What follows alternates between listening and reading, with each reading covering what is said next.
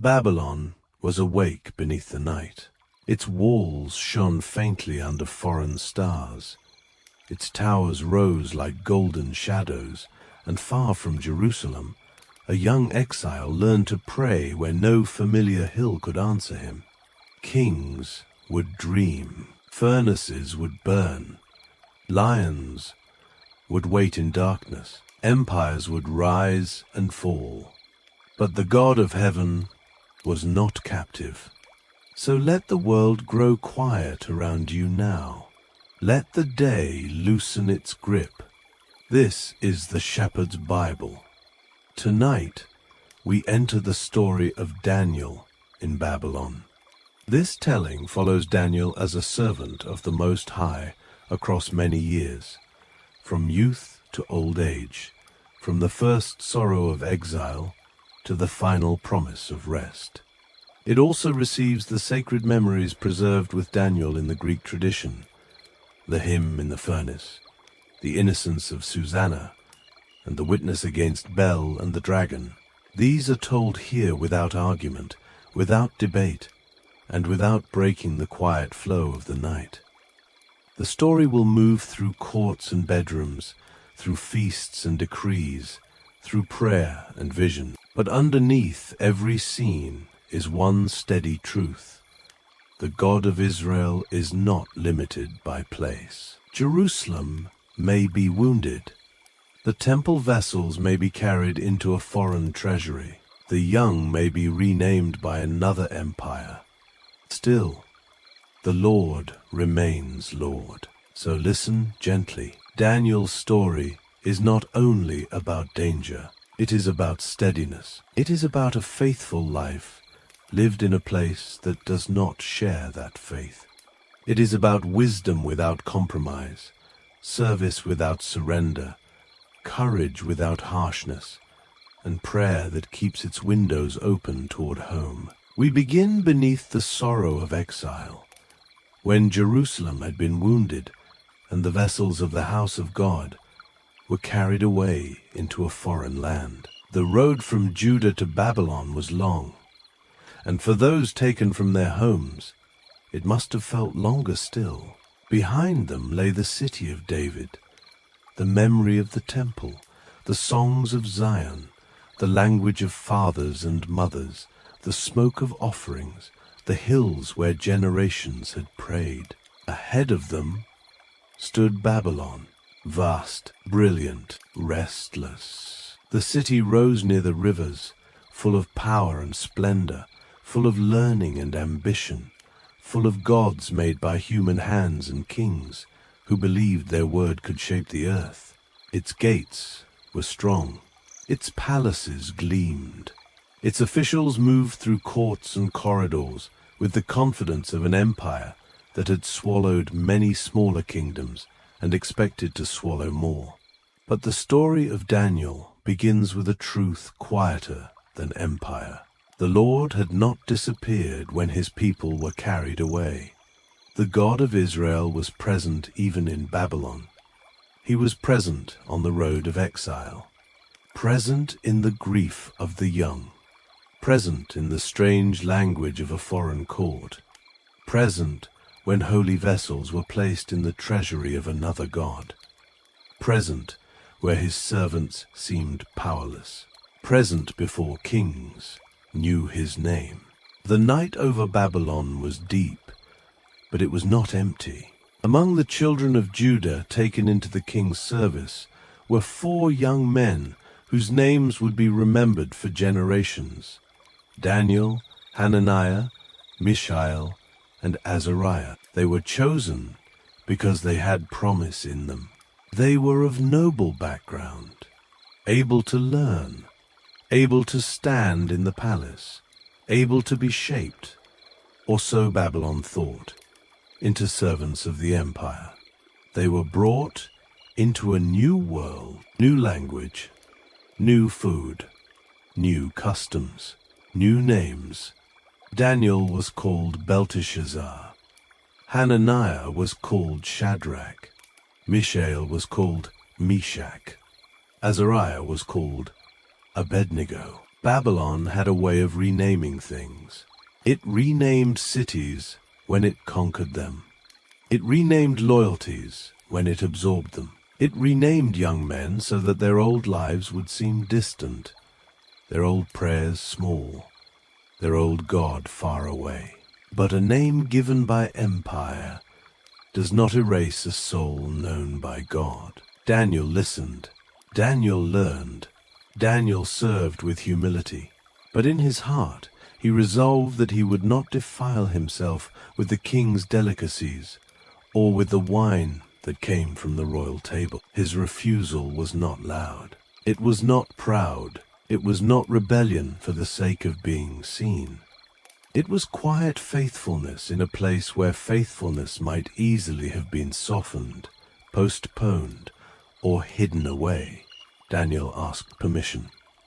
He spoke with wisdom. He found kindness and compassion in the sight of the official set over him, because God was already working beneath the surface. The official feared the king. If these young men appeared weaker than the others, his own life might be in danger. But Daniel asked for a test, 10 days with vegetables to eat and water to drink, and then their appearance could be examined. So the test was given.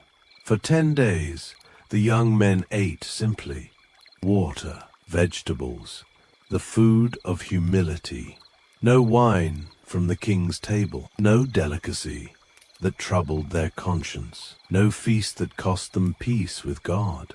At the end of the 10 days, their faces appeared healthier than the youths who ate the king's food. The steward took away the rich portions and gave them the simple food Daniel had requested. And God gave the 4 young men knowledge and skill in learning and wisdom. To Daniel, he gave understanding in visions and dreams. This is one of the gentle wonders of Daniel's story. Faithfulness did not make him smaller in Babylon. It made him clearer. He did not need to become less faithful to become useful. He did not need to surrender the God of Israel in order to serve well in a foreign court. The Lord gave him wisdom where wisdom was valued, steadiness where the court was uncertain, and understanding where others could not see. When the time came for the young men to stand before Nebuchadnezzar, the king spoke with them. Among them all, no one was found like Daniel, Hananiah, Mishael, and Azariah. In every matter of wisdom and understanding the king asked about, he found them 10 times better than the magicians and enchanters in all his realm. So they stood before the king. Yet even there, beneath the carved walls and polished floors, beneath the sound of officials and scribes and royal commands, their deeper service belonged to God. The palace could train their minds. It could assign their duties. It could place them before earthly power. But it could not own the place where prayer was born. And Daniel prayed. As the years opened before him, Babylon's splendor surrounded him, but Jerusalem remained in his heart. The city of his exile was wide and bright, but the city of his covenant memory still called to him across the distance. Daniel was in Babylon, but Daniel belonged to God. That simple truth gives shape to the whole story. Daniel would learn the literature and language of the Chaldeans. He would serve kings whose commands could alter the lives of nations. He would stand in rooms filled with symbols, rituals, power, and fear. Yet none of it would become the center of him. This is why the opening chapter matters so much. The first test is not a furnace, not a lion, not a vision of beasts rising from the sea. The first test is food at a table. It is quiet. It is ordinary. It happens before the public miracles. In that small matter, Daniel's heart is shown. He will serve well, but he will not be remade in the image of Babylon. Many great falls begin with small compromises no one else notices. Daniel's story begins with a small faithfulness God sees. That gives the entire book its inner rhythm.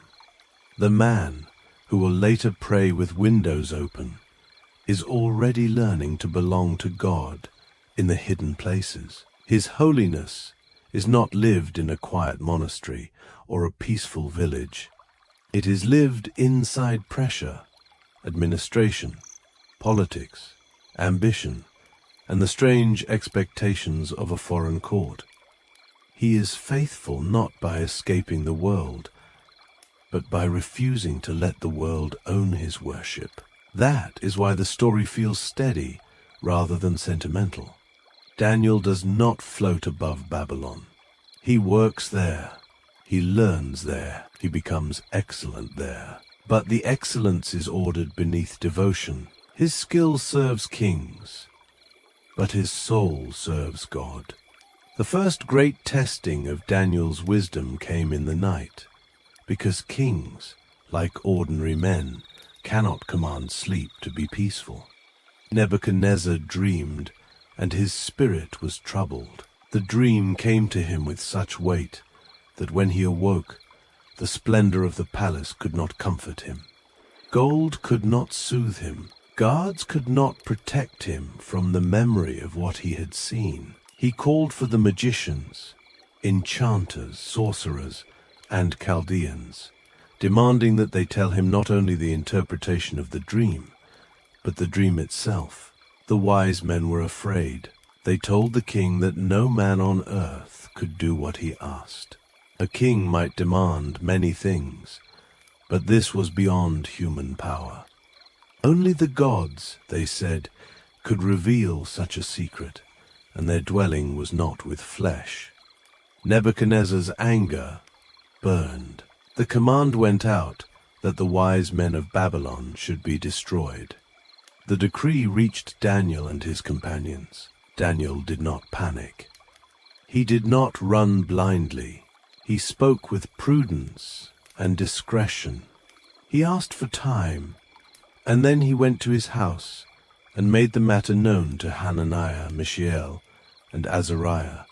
Together they sought mercy from the God of heaven concerning the mystery, so that Daniel and his companions would not perish with the wise men of Babylon. There is a deep stillness in that scene.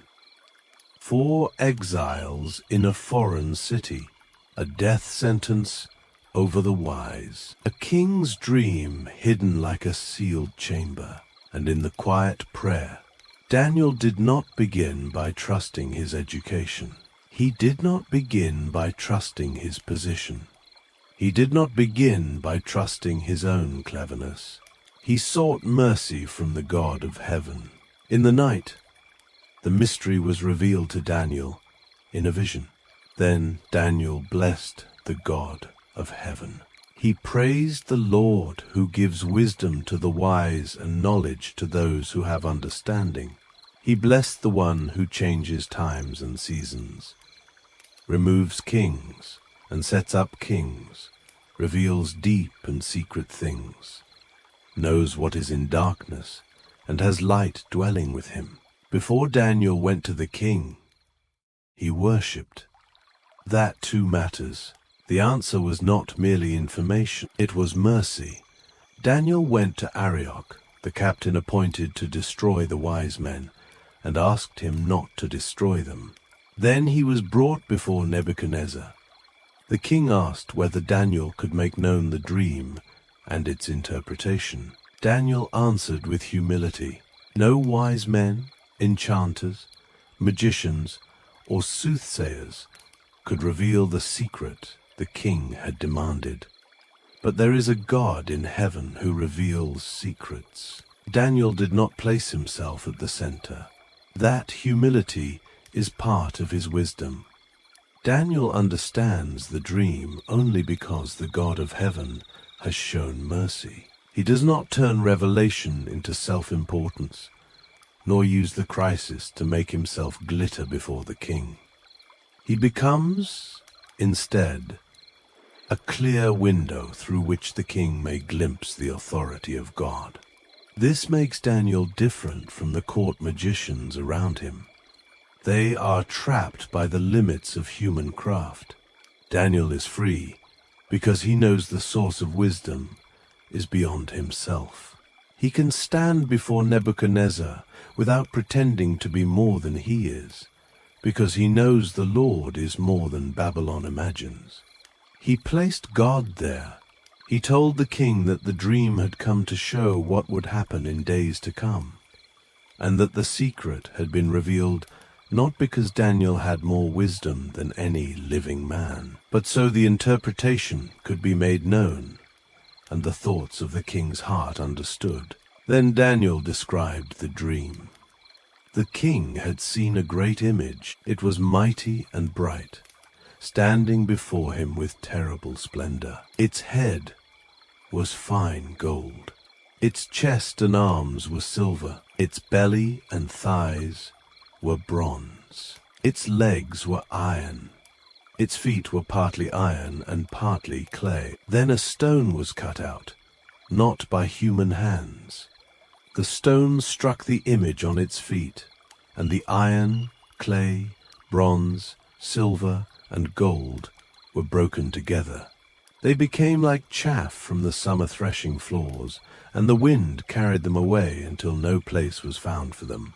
But the stone that struck the image became a great mountain and filled the whole earth.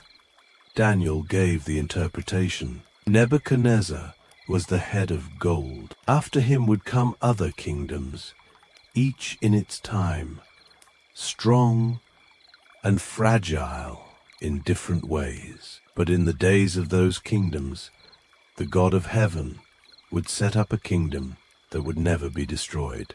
It would not be left to another people. It would break in pieces and consume all those kingdoms, and it would stand forever. The dream did not flatter earthly power. It placed earthly power in its proper place. Gold would pass, silver would pass, bronze would pass, iron would pass, clay would crumble, but the kingdom God establishes would endure. Nebuchadnezzar fell on his face and honored Daniel. He confessed that Daniel's God was God of gods, Lord of kings, and revealer of secrets. Daniel was made great in Babylon, and at his request, Shadrach, Meshach, and Abednego were appointed over the affairs of the province of Babylon, while Daniel remained in the gate of the king. For a moment, Babylon bowed before the mystery of God. But human hearts are not always changed by a single encounter. A king may confess truth in 1 hour and forget humility in the next. So the story moves onward, as empire often moves, toward a great image and another test of worship. Nebuchadnezzar made an image of gold and set it up on the plain of Dura in the province of Babylon. It rose high over the plain, catching the sun, visible to the gathered officials and rulers, a shining command shaped into metal. The satraps, deputies, governors, judges, treasurers, counselors, sheriffs, and all the rulers of the provinces gathered for its dedication. It was an assembly of power, a theater of obedience, a whole empire called to one act.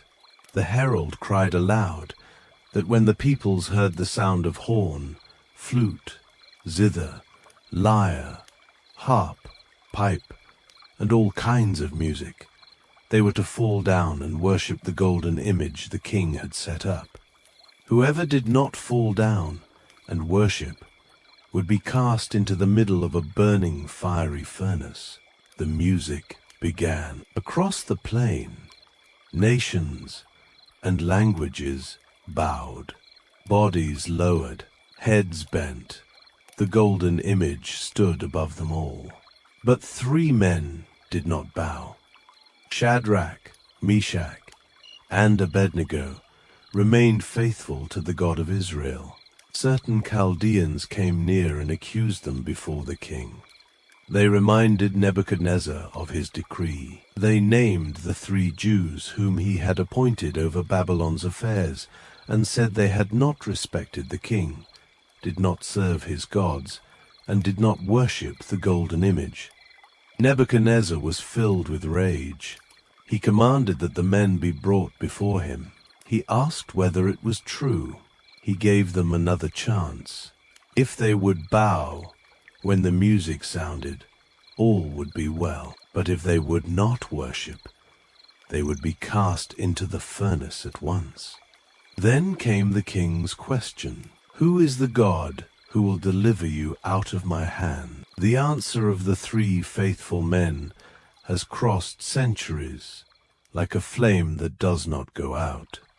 They had no need to answer the king in that matter. Their God, whom they served, was able to deliver them from the burning fiery furnace, and he would deliver them from the king's hand. But if not, the king was to know this: they would not serve his gods or worship the golden image he had set up. But if not, those words are strong, because they do not bargain with God. They do not say, "We will be faithful only if deliverance is certain in the form we desire." They say, "God is able." God is worthy. And even if he does not deliver us in the way men can see, we will not worship what is false. This is faith purified of performance. Faith without applause. Faith standing in the heat before rescue has appeared. Nebuchadnezzar's face changed with anger. He commanded that the furnace be heated 7 times hotter than usual. Mighty men bound Shadrach, Meshach, and Abednego in their garments and cast them into the burning, fiery furnace. The command was urgent, and the furnace was so hot that the flame consumed the men who carried them up. The 3 faithful servants fell bound into the fire. But the fire did not have the final word. In the midst of the furnace, they praised God. Azariah prayed, confessing that God was righteous in all his works, that his judgments were true, that the suffering of his people had come because of sin, and yet pleading for mercy for the sake of God's covenant with Abraham, Isaac, and Israel. He prayed with a contrite heart and a humble spirit. He asked that their trust not be put to shame. He asked that all who harmed God's servants would come to know that the Lord alone is God and glorious over the whole world. Then the angel of the Lord came down into the furnace with them. The flame was driven back. The middle of the furnace became like a moist, whistling wind. The fire did not touch them. It did not hurt them. It did not trouble them. And the 3, as out of one mouth, blessed, praised, and glorified God. Blessed was the Lord, the God of their fathers. Blessed was his glorious and holy name. Blessed was he in the temple of his holy glory. Blessed was he who sits above the cherubim and looks into the depths. Blessed was he on the throne of his kingdom. Blessed was he in the firmament of heaven. Then their song widened until all creation seemed invited into worship. Angels of the Lord, bless the Lord. Heavens, bless the Lord. Waters above the heavens, bless the Lord. Sun and moon, bless the Lord. Stars of heaven, bless the Lord. Rain and dew, bless the Lord. Winds, fire, heat, winter, summer, frost, snow, nights, days, light, darkness, mountains, hills, seas, rivers, birds, beasts, children of men, priests, servants, spirits and souls of the righteous, holy and humble of heart. Bless the Lord. What a song for the fire, not a scream, not despair. A liturgy in the furnace, a hymn rising where the empire expected ash. Their bodies stood in danger, but their worship walked free. The flames could surround them, but could not silence them. The furnace became, by the mercy of God, a chapel of praise. Nebuchadnezzar rose in haste. He looked into the fire and was astonished. He asked his counselors whether they had cast 3 men bound into the furnace. They answered yes, but he saw 4 men loose, walking in the midst of the fire, and they had no harm. The appearance of the 4th was like a son of the gods. The king came near the mouth of the furnace and called to Shadrach, Meshach, and Abednego, servants of the Most High God, telling them to come out. They came out from the fire. The officials gathered around them and saw that the fire had no power over their bodies. The hair of their heads was not singed. Their clothes were unchanged. The smell of fire had not passed on them. Nebuchadnezzar blessed their God, who had sent his angel and delivered his servants who trusted in him. He honored their refusal to serve or worship any god except their own God. The golden image still stood on the plain of Dura, but its power was broken in the hearts of those who had seen the furnace. The empire had demanded worship. God had answered with presence. The fire had burned, but God's servants had walked inside it, and the Lord was with them. The furnace is frightening in its outward shape, but quiet in its deepest meaning. The servants of God are not shown struggling wildly inside the flame. They are shown preserved, walking, praising, and held. Their deliverance is not noisy bravado. It is holy steadiness. The song of the 3 holy children gives the moment a softer and deeper center. It does not simply say that God rescued them from death. It shows worship continuing inside danger. Their hymn gathers the whole created world into blessing.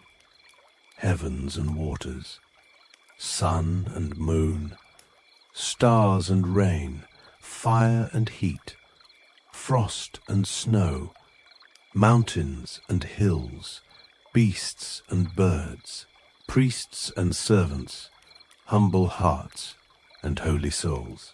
The furnace, meant by empire to become a place of erasure, becomes a place where creation remembers its maker.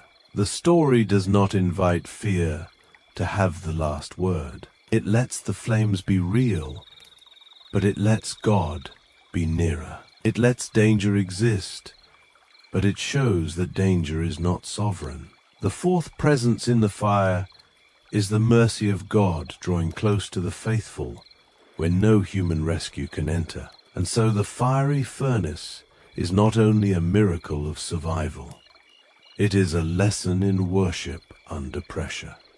Shadrach, Meshach, and Abednego are not delivered because they have mastered the empire.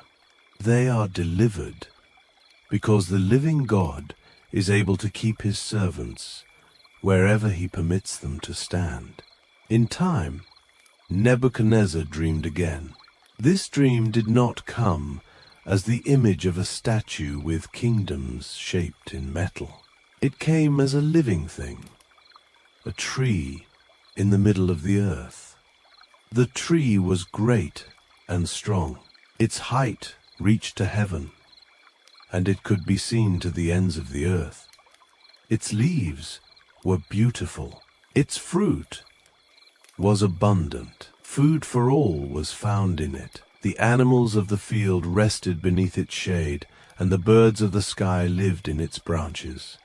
All flesh was fed from it. Then a watcher, a holy one, came down from heaven and cried aloud, "Cut down the tree, cut off its branches, shake off its leaves, scatter its fruit. Let the animals flee from under it, and the birds from its branches.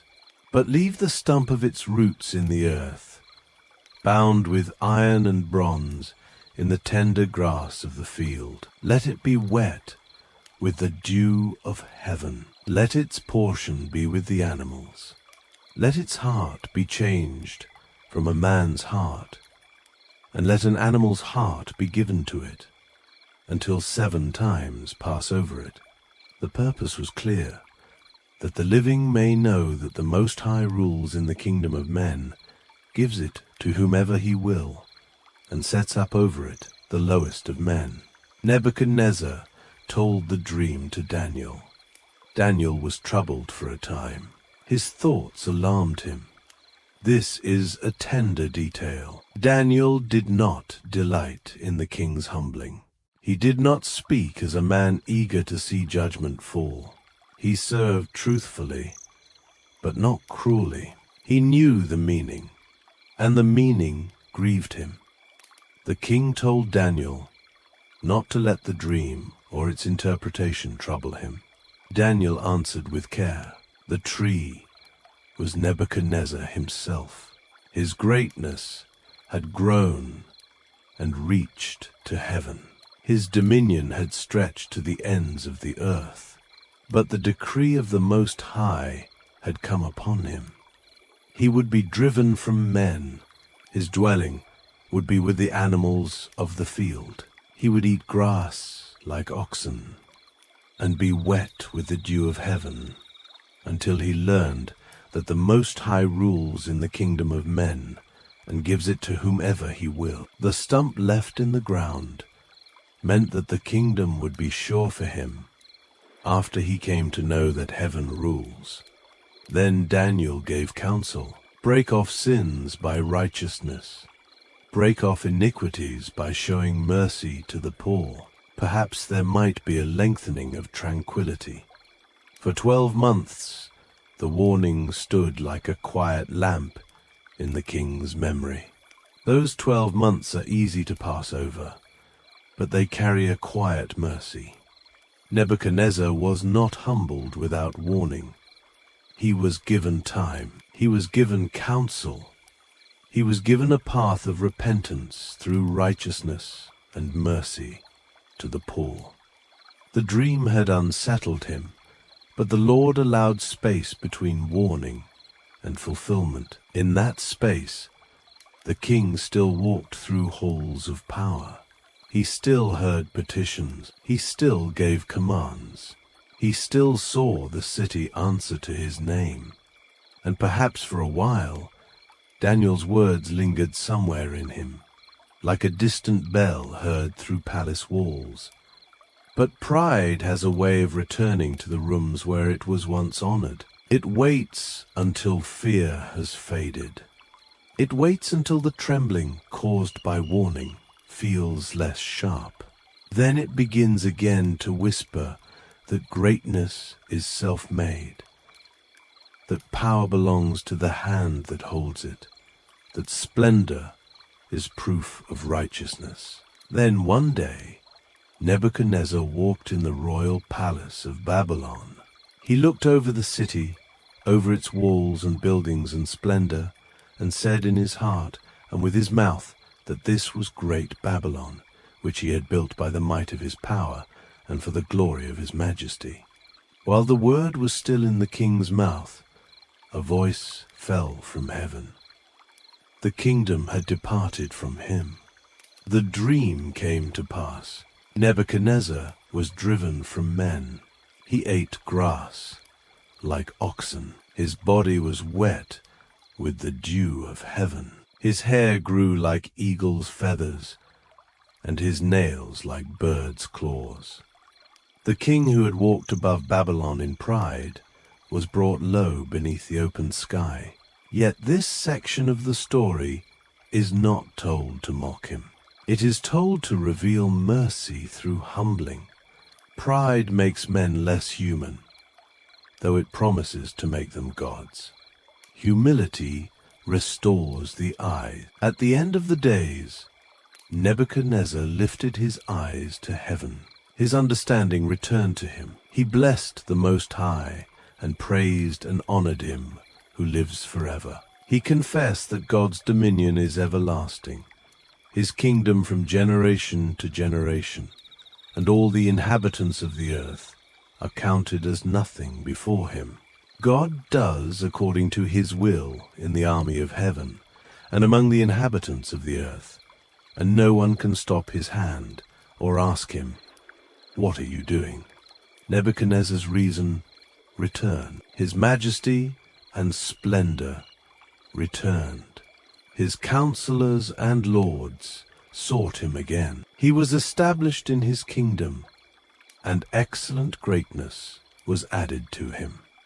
But he was not the same man.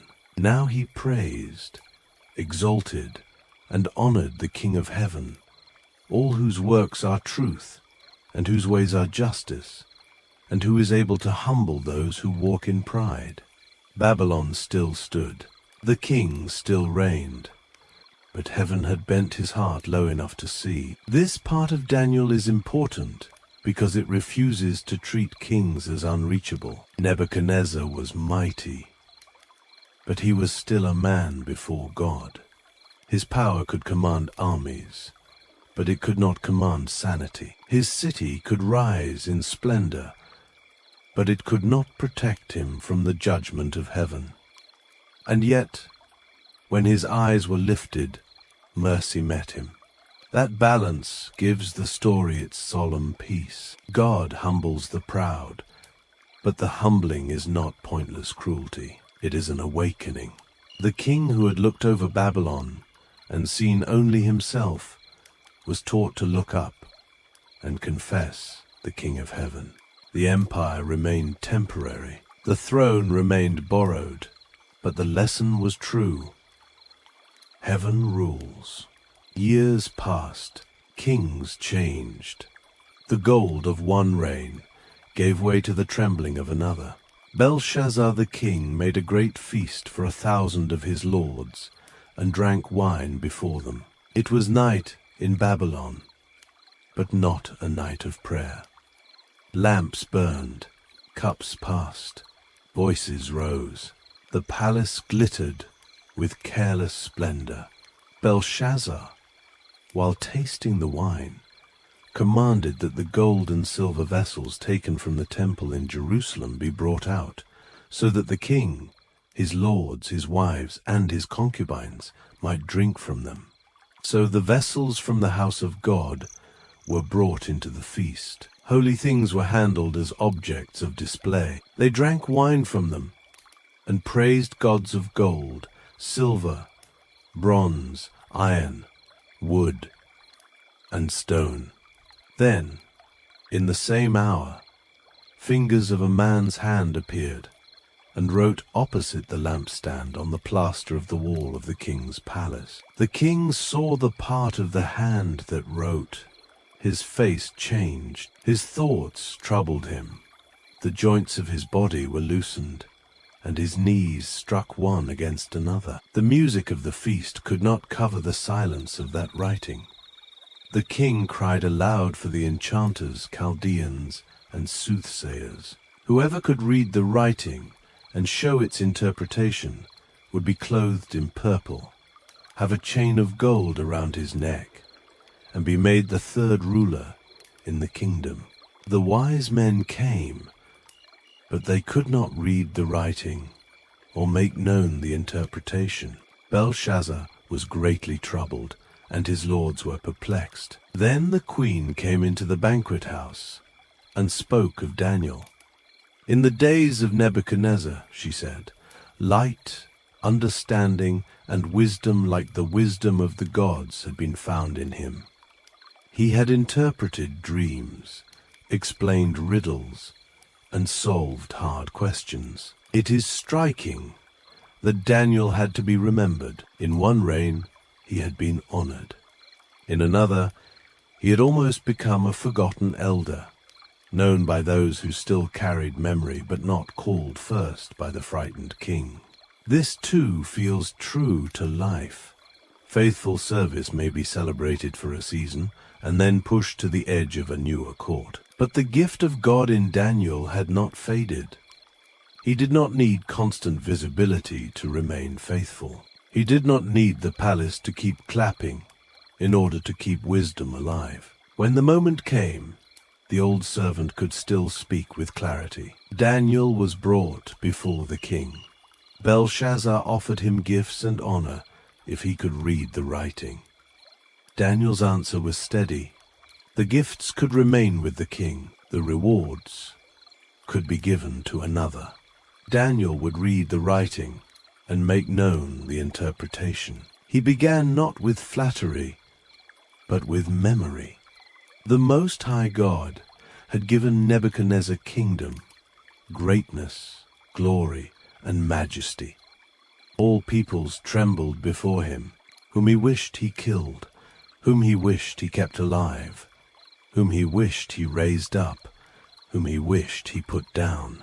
But when his heart was lifted up and his spirit hardened with pride, he was brought down from his kingly throne, and his glory was taken from him, until he knew that the Most High God rules in the kingdom of men. Then Daniel turned to Belshazzar. Though he knew all this, he had not humbled his heart. He had lifted himself up against the Lord of heaven. The vessels of God's house had been brought before him. He and his lords had drunk wine from them. They had praised gods that do not see, hear, or know, but the God in whose hand was his breath, and whose were all his ways, he had not glorified. So the hand was sent, the writing was read, many, many tekel, uphazan, numbered, weighed, divided. God had numbered the kingdom and brought it to an end. The king had been weighed in the balances and found wanting. The kingdom was divided and given to the Medes and Persians. Belshazzar gave the command, and Daniel was clothed with purple, a gold chain placed around his neck, and a proclamation made that he should be the third ruler in the kingdom. But the honors of the night could not hold back the decree of God. That very night, Belshazzar, the Chaldean king, was slain. Babylon fell. The feast ended. There is a terrible stillness in that sentence. 1,000 lords had gathered. Wine had passed from hand to hand. Sacred vessels had been lifted as trophies. Human voices had filled the room with confidence, as though no boundary stood between pride and pleasure. Then the writing came, and the room became small. Gold could not answer it. Music could not soften it. The king's rewards could not purchase an interpretation from men who had no light. The hand on the wall turned the feast into judgment, and Daniel's words made plain what the night already knew. The scene is solemn rather than frantic. It is not there to shock the heart awake. It is there to let the heart remember that holy things are not toys for pride, and that earthly splendor, however bright, remains fragile before the God who holds every breath. The vessels of God had been misused. The writing had appeared, the warning had been spoken, and the empire's splendor vanished in a night. Earthly glory can blaze like a palace lamp, bright and golden, and still be put out before morning. But the God of heaven remains. Babylon had fallen. One empire had ended, and another stepped forward to receive what pride had lost. After the fall, Daniel continued under Darius the Mede, who received the kingdom.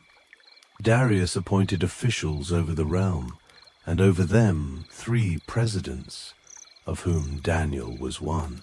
Daniel distinguished himself above the other presidents and satraps because an excellent spirit was in him. The king thought to set him over the whole realm. Faithfulness had aged Daniel, but it had not weakened him. He had served through conquest and succession, through the pride of Nebuchadnezzar, the collapse of Belshazzar, and the rise of another power. He had watched kings tremble and kingdoms change. He had seen the great image of the dream begin to unfold across history. Yet Daniel remained Daniel, steady, prayerful, wise. The other officials became jealous. They sought to find occasion against Daniel concerning the kingdom, but they could find no error or fault, because he was faithful. No corruption, negligence, or wrongdoing could be found in him. So they said they would find no occasion against Daniel unless they found it concerning the law of his God. This is a powerful witness. His enemies could not trap him in dishonesty. They had to build the trap around his faithfulness. The officials came before Darius and persuaded him to establish a royal decree. For 30 days, whoever made a petition to any god or man except the king would be cast into the den of lions. The law, once signed according to the custom of the Medes and Persians, could not be changed. Darius signed the decree. When Daniel knew that the writing had been signed, he went into his house. His windows were open in his upper room toward Jerusalem. He knelt on his knees 3 times a day. He prayed and gave thanks before his God, as he had done before. Do not rush past those words. As he had done before, Daniel did not begin praying because the decree was dangerous. He did not stop praying because the decree was dangerous. Prayer was already the rhythm of his life. Morning, midday, evening, windows open toward the city of promise. A man in exile, facing the place where God had set his name. Daniel's body was in Babylon, but his prayers still turned toward Jerusalem. He prayed not as a performance, not as defiance for display, but as a servant who knew where his help came from. The decree had changed the atmosphere of the empire, but it had not changed Daniel's devotion. The officials found him praying and making supplication before his God. They brought accusation to the king. Darius understood the trap. He was deeply displeased with himself and set his heart to deliver Daniel. He labored until sunset to rescue him, but the officials pressed the law upon him. No decree signed by the king could be changed. So the king commanded, and Daniel was brought and cast into the den of lions. Darius spoke to Daniel before the stone closed over the night. May your God, whom you serve continually, deliver you. A stone was brought and laid on the mouth of the den. The king sealed it with his signet and with the signet of his lords, so nothing might be changed concerning Daniel. Then Darius went to his palace. He passed the night fasting. No instruments of music were brought before him. Sleep fled from him. But beneath the sealed stone, in the darkness of the den, Daniel was not alone. The lions were there. The night was there. The judgment of men was there. But the angel of God was there too. The lion's den is one of the clearest night images in all of Daniel. A stone is sealed. A king cannot sleep. Accusers believe the matter is finished. Beneath the city, in a place meant for death, the servant of God waits through the dark. Scripture does not tell us every sound of that night, and the telling should not invent what it does not need. It is enough to imagine the weight of the stone, the breath of the animals, the silence where roaring might have been, and Daniel held by a peace stronger than the sentence against him. Morning will come, but before morning, there is the lesson of the night. God can be present where no friend can enter, where no law can be reversed, where no human hand can help. The sealed stone does not seal him out. The night over the den must have been very still. Above it, the city breathed in sleep. Palace lamps burned low. The king lay awake in distress. Officials perhaps rested in the satisfaction of their plan. But Daniel, the old servant of the Most High, remained beneath the earth, enclosed among lions, held by the God he had served from youth. The night was long, but it was not empty. At dawn, the king arose very early and went in haste to the den of lions. When he came near, he cried with a troubled voice, "Daniel, servant of the living God, has your God, whom you serve continually, been able to deliver you from the lions?" From within the den came Daniel's voice, "O king, live forever." His God had sent his angel and shut the lions' mouths, and they had not hurt him, because innocence was found in him before God. Also before the king, he had done no harm. The king was exceedingly glad. Daniel was taken up out of the den. No injury was found on him, because he had trusted in his God. The trap had failed. Prayer had endured. The living God had preserved his servant. Darius wrote to all peoples, nations, and languages that dwell in all the earth, commanding reverence before the God of Daniel. He is the living God, steadfast forever. His kingdom will not be destroyed. His dominion will be even to the end. He delivers and rescues. He works signs and wonders in heaven and on earth. He had delivered Daniel from the power of the lions. Daniel prospered in the reign of Darius and in the reign of Cyrus the Persian. He had come to Babylon as a youth. He had stood before kings as a servant. He had knelt in prayer as an exile. He had been lowered into darkness as a condemned man. He had been lifted out at dawn as a witness, and still the God of heaven ruled. Before the story turns fully toward the visions of Daniel, another sacred memory is kept with his name, a memory from his earlier days, when the wisdom God had placed in him was already clear in the matter of Susanna. She was the wife of Joachim, a woman of beauty and honor, raised in the fear of the Lord by righteous parents who had taught her according to the law of Moses. Her husband was respected, and many came to his house. Among those who sat as elders were two men whose outward place was honorable, but whose hearts had turned away from righteousness. They saw Susanna and desired what was evil. Day after day they watched for an opportunity. The story is solemn, and it is told with care, because Susanna's innocence matters. Her dignity matters. Her prayer matters. The false accusation against her is not a thing to be handled with noise or ugliness, but with reverence for the God who sees what is hidden. One day, when the household had withdrawn, and Susanna entered the garden, the two elders came against her with their wicked demand. They threatened her with false witness if she refused them. Susanna sighed and spoke with courage. She was trapped in the eyes of men, but not in the sight of God. If she did what they demanded, it would be sin. If she refused, they would accuse her. She chose faithfulness and entrusted herself to the Lord. There is great courage in that choice. Susanna was not choosing an easy road. She knew the power those men held. She knew how quickly a false accusation could spread.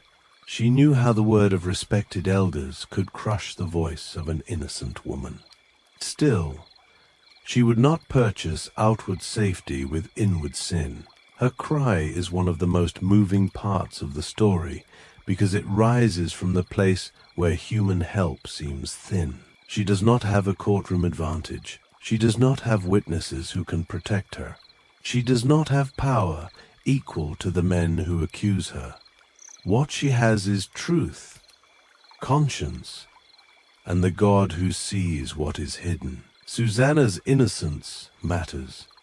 Her honor matters. Her refusal matters. Her trust matters. The Lord is not only the God who reveals dreams to kings.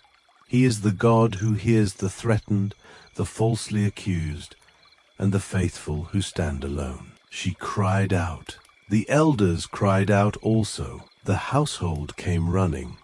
False words were spoken. The men covered their wickedness with the appearance of legal testimony. Because they were elders and judges, the assembly believed them.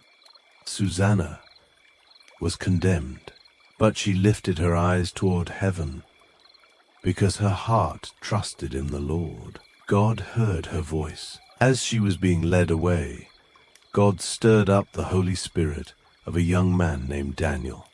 He cried out that he was innocent of her blood and challenged the judgment. The people turned back. Daniel called for the two elders to be separated so they could be examined apart from one another. He questioned the first. Under what tree had the supposed sin taken place? The man answered with one kind of tree. Daniel questioned the second. Under what tree? The second answered with another. Their falsehood was exposed by their own mouths. The assembly cried out and blessed God, who saves those who hope in him. The innocent blood was saved that day, and Susanna's family praised God, because no dishonesty was found in her. From that day forth, Daniel had a great reputation among the people. The wisdom shown in Susanna's case is different from the wisdom shown before kings, but it comes from the same source. Daniel does not solve a riddle in a palace here. He listens for truth in a place where falsehood has dressed itself in authority. He separates the accusers. He asks a simple question. He allows their own mouths to reveal the lie. That is a beautiful kind of justice, not loud, not theatrical, clear, patient, guided by God. The innocent are not saved by clever performance, but by truth brought into the light. And when truth appears, the people bless God, because they understand that righteousness has not come from Daniel alone. It has come from the one who stirred Daniel's spirit at the right moment. So Susanna's story deserves its place beside the great furnace and the lion's den. It shows that deliverance is not only for public heroes before empires, it is also for the hidden suffering of the innocent. The God who rules kingdoms also guards the garden where no one else seems to see. The story rests gently but firmly in the heart. God sees hidden truth. God hears the prayer of the innocent. God can raise a voice for justice when the powerful misuse their place, and those who hope in him are not forgotten. There is another sacred memory kept with Daniel, a story of idols and the living God, told in the days when Cyrus the Persian received the kingdom. Daniel lived with the king and was honored above all his friends. The Babylonians had an idol called Bel, and daily great measures of flour, many sheep, and wine were set before it. The king honored Bel and went daily to worship. But Daniel worshipped his own God. The king asked why Daniel did not worship Bel. Daniel answered that he could not honor idols made with hands, but only the living God, who created heaven and earth and has sovereignty over all flesh. The king believed Bel was living because the offerings disappeared each day. Daniel knew the idol did not eat or drink, so a test was made. Food and wine were set out. The doors were sealed. Ashes were scattered secretly over the floor. In the night, the priests of Bel came through a hidden entrance with their wives and children and consumed what had been offered. In the morning, the seals were found whole. The king believed Bel had eaten, but Daniel showed him the footprints in the ashes, men, women, and children. The deception was uncovered. The hidden door was found. Bel and its temple were delivered into Daniel's power and overthrown. In the same place there was a great dragon that the people of Babylon worshipped. The king pressed Daniel again, because this creature was living. But Daniel answered that he would worship the Lord his God, for he is the living God. Daniel, by permission of the king, brought an end to the dragon without sword or staff. The people of Babylon were enraged. They accused the king of becoming like a Jew and demanded Daniel be handed over. The king, constrained by their pressure, delivered Daniel to them. They cast Daniel into a lion's den, where he remained 6 days. Once again, danger enclosed him. Once again, God remembered him. Far away in Judea, the prophet Habakkuk had prepared food and was going to bring it to the reapers. The angel of the Lord told him to carry the meal to Daniel in Babylon, in the lion's den. Habakkuk did not know Babylon or the den, but the angel of the Lord brought him there by the power of God. Habakkuk called out to Daniel. Daniel received the food and said that God had remembered him and had not forsaken those who loved him. That line is one of the quiet treasures of Bel and the dragon. God remembered him. Daniel had already known a lion's den once, and here the danger returns in another form. The story does not treat faith as a charm that prevents repeated trials. Faithfulness may be tested again. The night may return.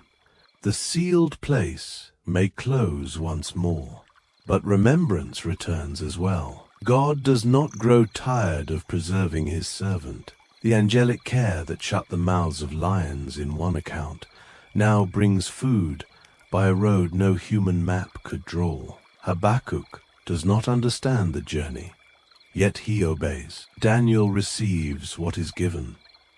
The Lord's mercy crosses distance with ease.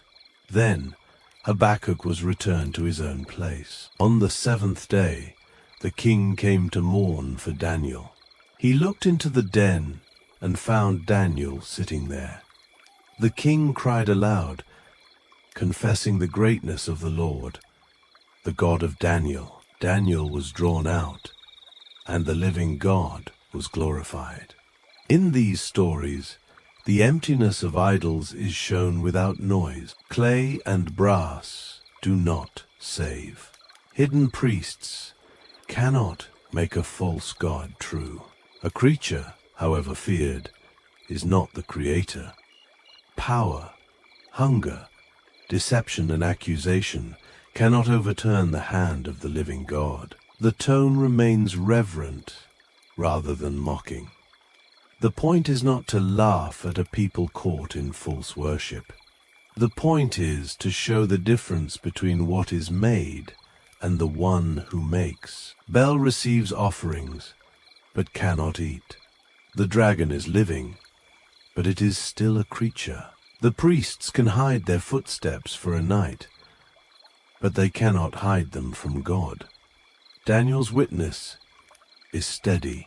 He does not need to worship what the court worships in order to remain useful. He does not need to pretend that a false god is true for the sake of comfort. He honors the king where honor is fitting, but his worship belongs only to the Lord, the living God, creator of heaven and earth. Daniel worshipped the God who made heaven and earth. And the God who made heaven and earth preserved his servant. But Daniel's life was not only a life of court service and deliverance. It was also a life of visions in the night. Some of these visions were heavy, some were strange, some troubled Daniel deeply. They were not given to satisfy curiosity. They were given to reveal that history, however fierce it appears, remains under the judgment and sovereignty of God. In the first year of Belshazzar, Daniel saw a dream and visions of his head on his bed. He saw the great sea stirred by the four winds of heaven, and four great beasts came up from the sea, different from one another. The images were solemn and mysterious. The beasts represented kingdoms, powers rising from the restless nations of the earth. One was like a lion with eagle's wings, another like a bear, another like a leopard with wings and heads. The fourth was dreadful and strong, different from the others, with iron teeth, devouring and breaking in pieces. Daniel watched. Horns rose. A little horn appeared, with eyes like human eyes, and a mouth speaking great things. Then the vision lifted higher. Thrones were placed. The Ancient of Days sat. His clothing was white as snow. The hair of his head was like pure wool. His throne was fiery flame. A stream of fire came out from before him. Thousands upon thousands served him. 10,000 times 10,000 stood before him. The court sat in judgment. The books were opened. Do not imagine this as terror for terror's sake. It is all, not chaos. It is the holy court of God, where the proud kingdoms of the earth are not ultimate. The beasts rise, but they are judged. The arrogant speak, but their words do not rule forever. The Ancient of Days sits, and his throne does not tremble. This is where the telling must be careful and unhurried.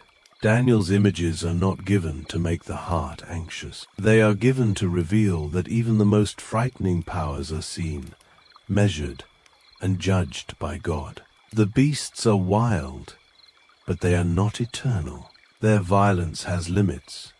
Their speech has limits. Their time has limits. Above the restless sea and above the beasts stands the court of heaven. The Ancient of Days is not rushing to catch up with history. He is seated. The books are opened. Judgment belongs to him.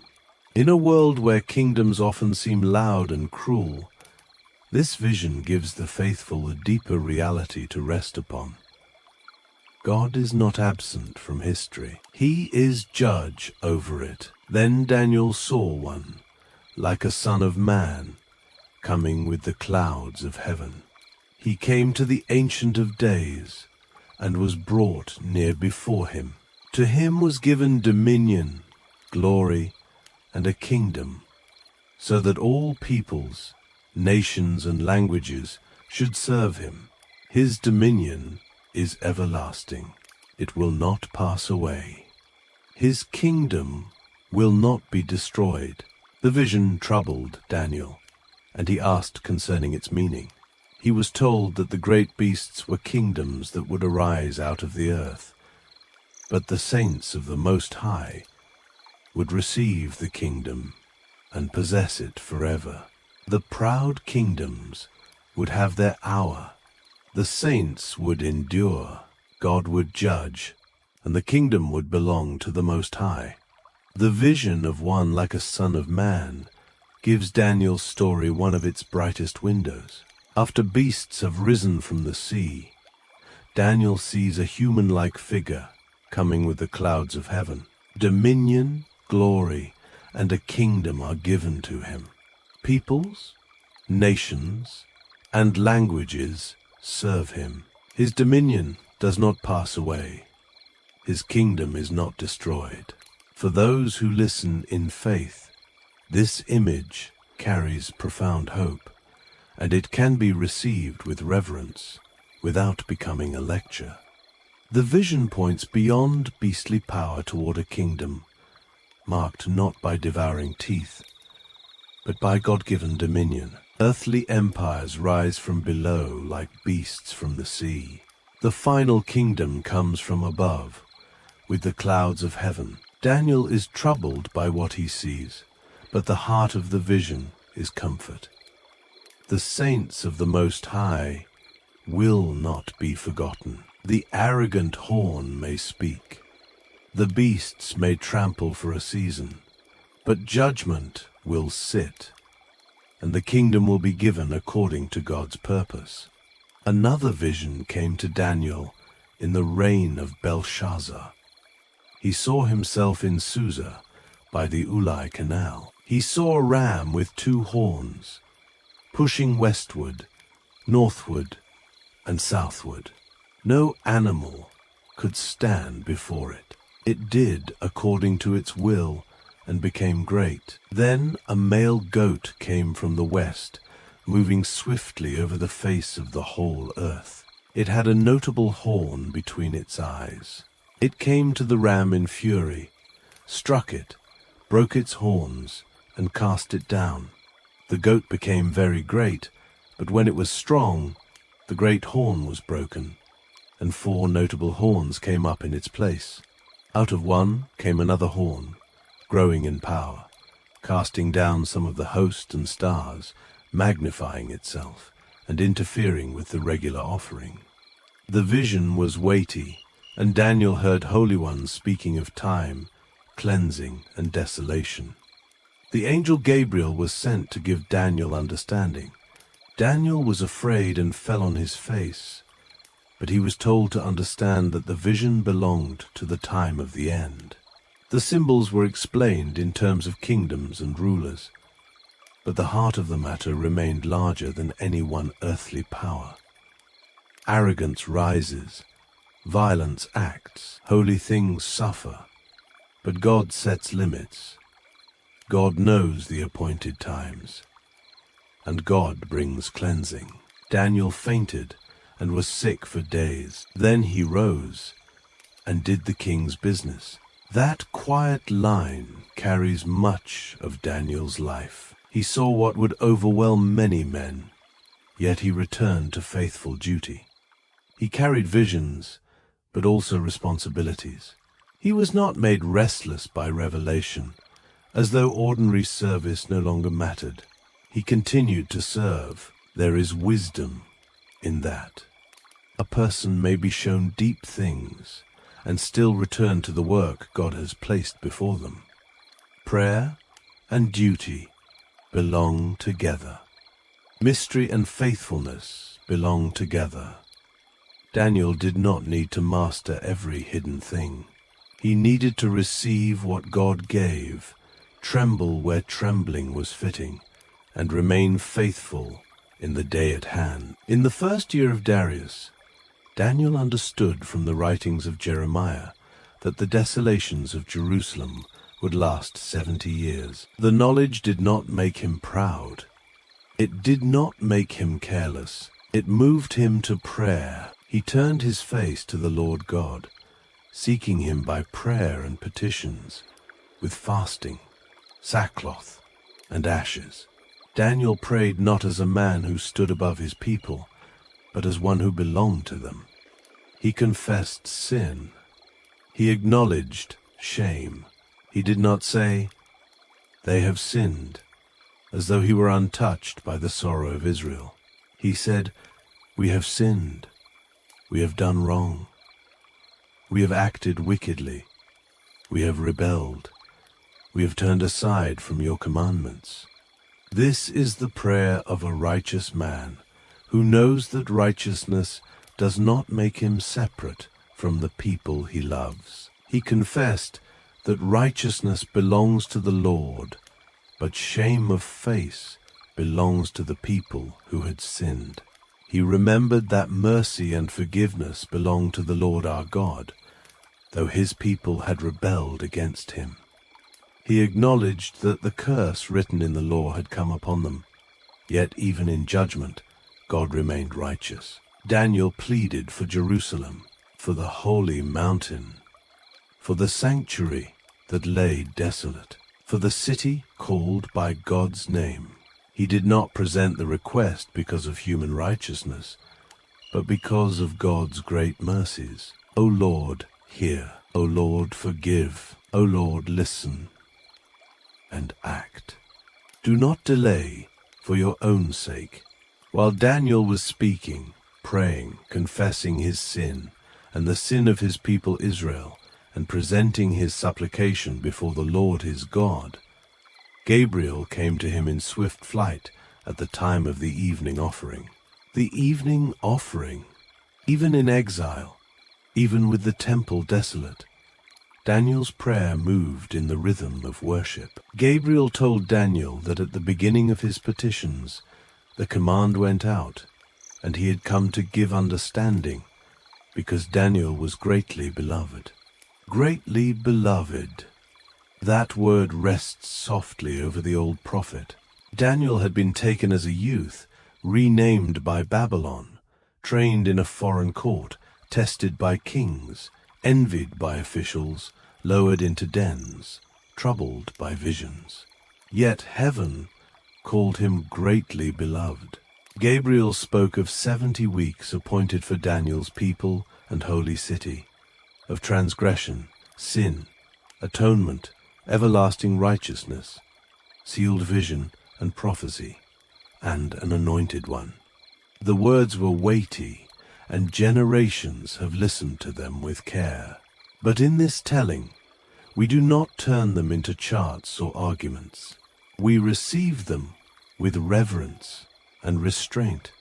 God had not forgotten Jerusalem. God had appointed times. Sin would be dealt with. Righteousness would come. The holy city remained in his sight. Daniel prayed toward ruins, but heaven answered with purpose. This is one of the most beautiful movements in the book.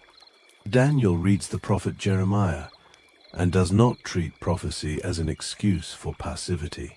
He does not say, "The years are nearly complete, so prayer is unnecessary." Instead, the promise drives him to prayer.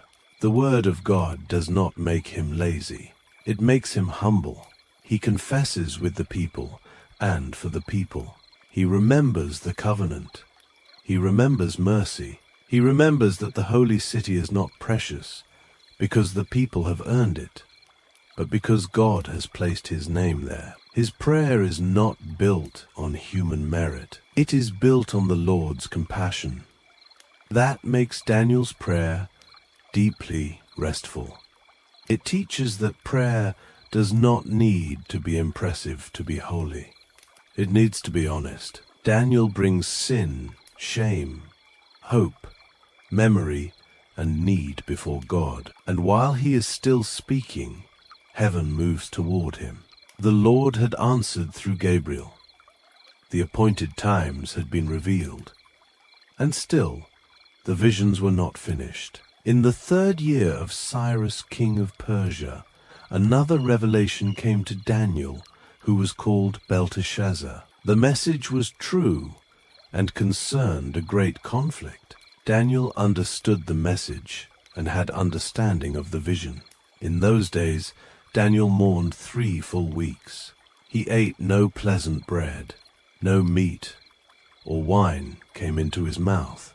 He did not anoint himself until the 3 weeks were fulfilled. Then, by the great river, the Tigris, he lifted up his eyes and saw a glorious messenger. The men with him did not see the vision, but a great trembling fell on them, and they fled to hide themselves. Daniel was left alone. His strength left him. His appearance was changed, and he had no strength. He heard the voice of the messenger's words, and as he heard, he fell into a deep sleep with his face toward the ground. Then a hand touched him and set him trembling on his hands and knees.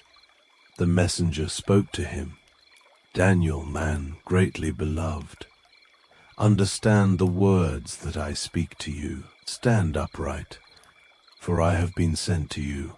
Daniel stood trembling. Then came the comfort that appears again and again when heaven draws near to human weakness. Do not be afraid. The messenger told Daniel that from the first day he had set his heart to understand and humble himself before God. His words had been heard. The answer had been delayed by unseen conflict, but Daniel's prayer had not been ignored. This is a holy mystery, and Daniel receives it without turning it into spectacle. There are struggles unseen by human eye. There are conflicts beyond earthly courts. There are delays that do not mean denial. From the first day Daniel humbled himself, heaven heard. The fuller vision also names the unseen conflict more clearly. The messenger speaks of resistance from the prince of Persia and of help connected with Michael, one of the chief princes and the great protector associated with Daniel's people. These details are mysterious, and they should not be exaggerated into spectacle, but they should not vanish either. They show that Daniel's prayer belongs to a larger spiritual reality than the court can see. The comfort is simple.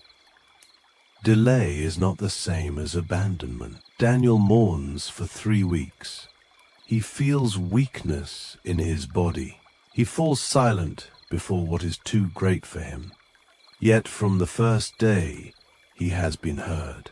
God's answer is not shallow. It moves through mysteries deeper than Daniel can manage, and still it reaches him with the words he needs most. Do not be afraid. Daniel bowed his face toward the ground and was speechless. One like the likeness of the sons of men touched his lips.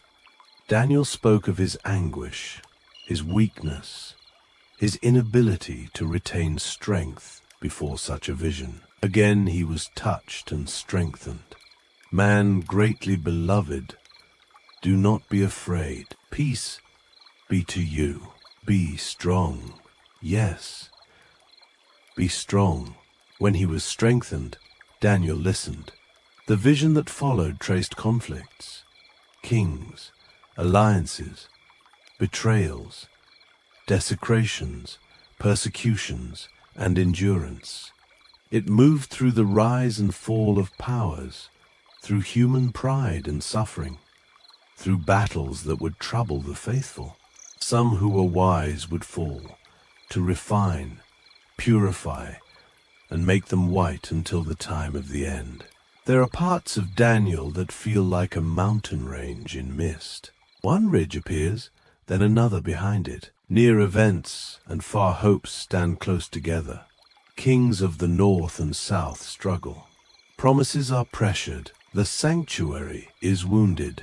The faithful are tested. The wise instruct many, even when the cost is heavy. The telling here should not pretend that every difficult line is simple, but it can carry the meaning faithfully. Daniel is being shown that history will not be smooth for the people of God. There will be seasons when pride seems to speak loudly, when holy worship is opposed, when the faithful must endure without seeing the whole design. Still, the vision does not end in the pride of kings. It moves toward deliverance, resurrection, brightness, and inheritance. That is the river beneath the difficult stones. The story does not ask the listener to decode every detail. It asks us to rest in the larger truth Daniel was given. God knows the road before his people walk it. God sees the suffering of the wise. God appoints limits to the proud. God strengthens those who are afraid. God tells his servant not to fear. The kingdoms are many, their movements restless. Yet, even here, the message beneath the details remains steady. God knows the conflicts before they unfold. God sees the faithful who suffer in the middle of them. God allows refining, but not meaninglessness. The wise may fall for a time, but they are not erased from his sight. Daniel is not asked to control this future. He is asked to receive the word, to be strengthened, and to go his way. That too is mercy. God does not give revelation, so his servant can carry the whole weight of history. He gives enough light for faithfulness, enough warning for sobriety, and enough promise for hope. At the end of the visions, Daniel heard of a time of trouble, such as never had been since there was a nation. Yet at that time his people would be delivered, everyone found written in the book.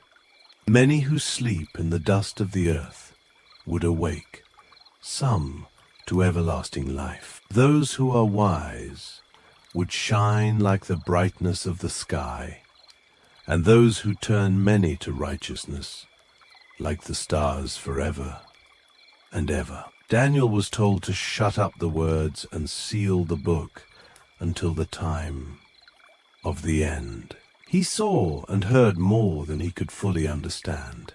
He asked, "My Lord, what will be the outcome of these things?" The answer did not give him mastery over every mystery. It gave him a command and a promise. "Go your way, Daniel. The words are shut up and sealed until the time of the end. Many will be purified, made white and refined.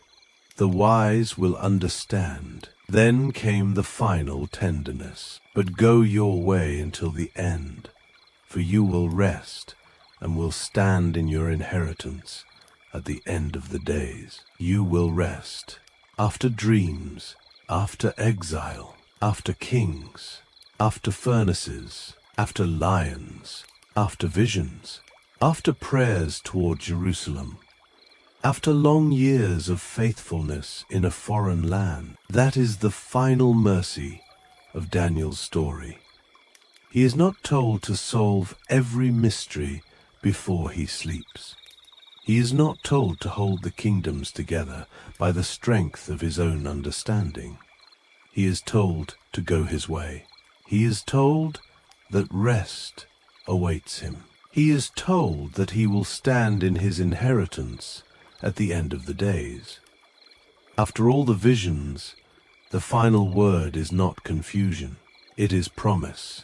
After all the empires, the final word is not empire, it is inheritance. After all the fear, the final word is not dread, it is rest. This is where the story settles, not in Babylon's pride, not in the roar of lions, not in the flames of the furnace, not in the trembling of kings, not even in the mystery of visions. It settles in the faithfulness of God. Daniel had watched empires rise and fall, but he had learned that the kingdom of God endures. He had stood before men who thought themselves immovable, but he had seen them humbled. He had seen holy vessels misused, but he had also seen the writing of God appear on palace walls. He had seen idols honored, but he had worshipped the living God. He had prayed when prayer was forbidden, and God sent his angel. He had entered the night of the lion's den, and dawn found him unharmed. He had been young in Babylon once, then he became old there. His hair must have silvered under foreign skies. His hands, once young enough to learn the writings of the Chaldeans, became the hands of an elder. His eyes had looked on kings whose names filled the earth, and then vanished into history. He had spoken with courage, but not cruelty. He had served with excellence, but not compromise. He had prayed with windows open towards a city he could not always see. Daniel's life teaches gently. God is not captive to empire. Faith can remain steady in exile. Prayer matters even when kingdoms shift. Wisdom belongs to God. Pride is dangerous, even when wrapped in gold. The innocent are seen. The faithful are not alone in fire. The mouths of lions are no match for the command of heaven. Earthly thrones pass from hand to hand, but the Ancient of Days remains seated, and the kingdom God gives will not be destroyed. So now, as the night grows quiet around you, let Daniel's story become a place of rest. Imagine Babylon beneath the stars, its towers fading into the dark. Imagine a small upper room, windows open toward Jerusalem. Imagine an old man kneeling there, not hurried, not afraid, praying as he had done before. Imagine the furnace cooled, the song still rising from memory. Imagine the lions silent before dawn. Imagine the riverbank where Daniel trembled and was strengthened. Imagine the final words spoken over him, gentle as evening light. Go your way. You will rest. You will stand in your inheritance at the end of the days.